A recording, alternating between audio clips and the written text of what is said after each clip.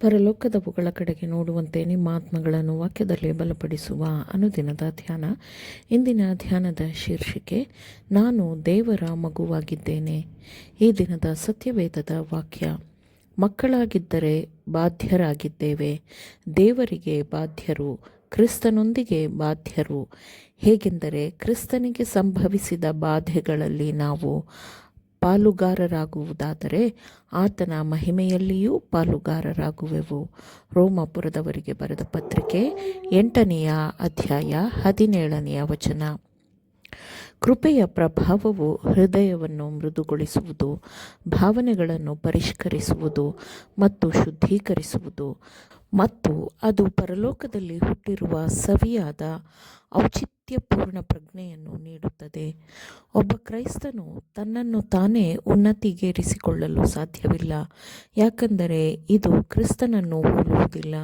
ಇದು ಕ್ರಿಸ್ತನ ಮಾದರಿಯಲ್ಲ.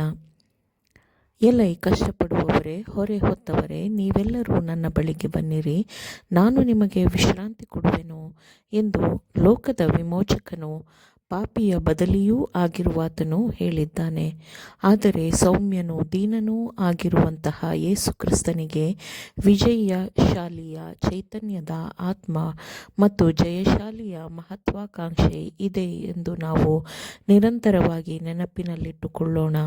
ಆತನ ಕೃಪೆ, ಆತನ ಪ್ರೀತಿಯ ಅಭಿವ್ಯಕ್ತಿ ಮತ್ತು ಆತನ ಮಹಿಮೆಯ ಪ್ರಕಟಣೆಗೆ ಈ ವಿಶಾಲವಾದ ಲೋಕದಲ್ಲಿ ಆಳ್ವಿಕೆ ನಡೆಸುವ ಪ್ರಭುತ್ವಗಳು ಅವಕಾಶವನ್ನು ರೂಪಿಸಿಕೊಡುವುದಿಲ್ಲ.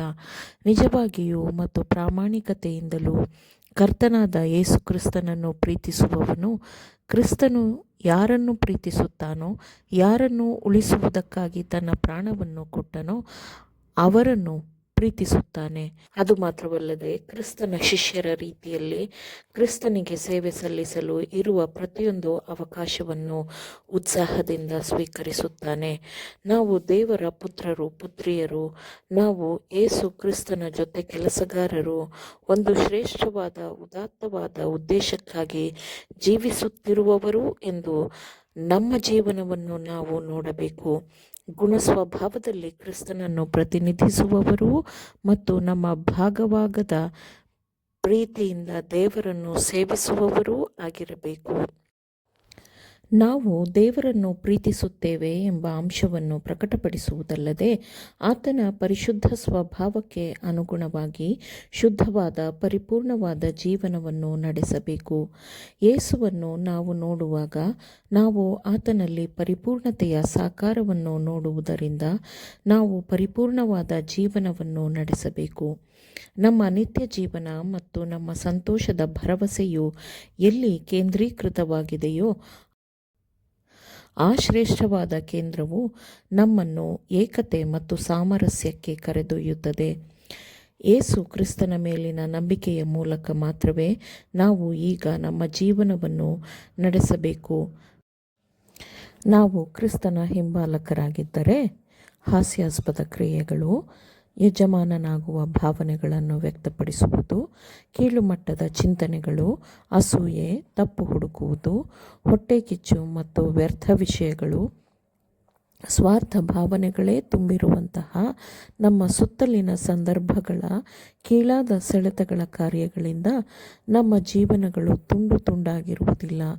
ಇವುಗಳೆಲ್ಲ ಯೇಸು ಕ್ರಿಸ್ತನ ಸಾಮರಸ್ಯದ ಜೀವನದಿಂದ ನಮ್ಮೆಲ್ಲರನ್ನು ದೂರವಿಡುತ್ತದೆ ಮತ್ತು ಈ ದೋಷಗಳನ್ನು ಉಳಿಸಿಕೊಂಡರೆ ನಾವು ಜಯಶಾಲಿಗಳಾಗಲು ಸಾಧ್ಯವಿಲ್ಲ.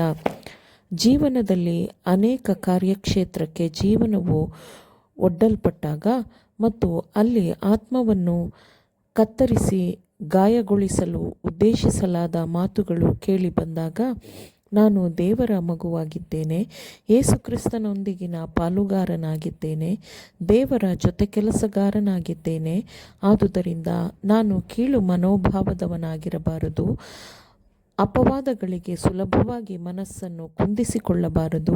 ನನ್ನ ಬಗ್ಗೆಯೇ ನಾನು ಯಾವಾಗಲೂ ಯೋಚಿಸಬಾರದು, ಏಕೆಂದರೆ ಇದು ಸ್ವಾಭಾವಿಕವಾಗಿ ಸಮರಸವಲ್ಲದ ಗುಣಸ್ವಭಾವವನ್ನು ಉಂಟುಮಾಡುತ್ತದೆ. ನನಗೆ ದೊರೆತಿರುವ ಶ್ರೇಷ್ಠವಾದ ಕರೆಗೆ ಇದು ಅನರ್ಹವಾಗಿರುತ್ತದೆ. ಪರಲೋಕ ತಂದೆಯು ನನಗೆ ಮಾಡಲು ಕೆಲಸವನ್ನು ಕೊಟ್ಟಿದ್ದಾನೆ. ನಾನು ನಂಬಿಕೆಗೆ ಅರ್ಹನಾಗಿ ನಡೆದುಕೊಳ್ಳಬೇಕು ಎಂದು ನಾವೇ ನಮಗೆ ಹೇಳಿಕೊಳ್ಳಬೇಕು. ಆಮೇನ್. ದೇವರ ವಾಕ್ಯಗಳನ್ನು ಶ್ರದ್ಧೆಯಿಂದ ಆಲಿಸುವವರು ಮಾತ್ರವೇ ಆಗಿರದೆ ಪಾಲಿಸುವವರೂ ಆಗಬೇಕೆಂದು ನಿಮ್ಮನ್ನು ಉತ್ತೇಜಿಸುತ್ತೇನೆ. ಪರಿಶುದ್ಧಾತ್ಮನ ಸಹಾಯದಿಂದ ಆಲಿಸಿದ ನಿಮ್ಮೆಲ್ಲರಿಗೂ ಧನ್ಯವಾದಗಳು. ಮತ್ತೆ ದೈನಂದಿನ ಧ್ಯಾನಕ್ಕಾಗಿ ನಾಳೆ ಸಂಧಿಸೋಣ. ಆಮೇನ್.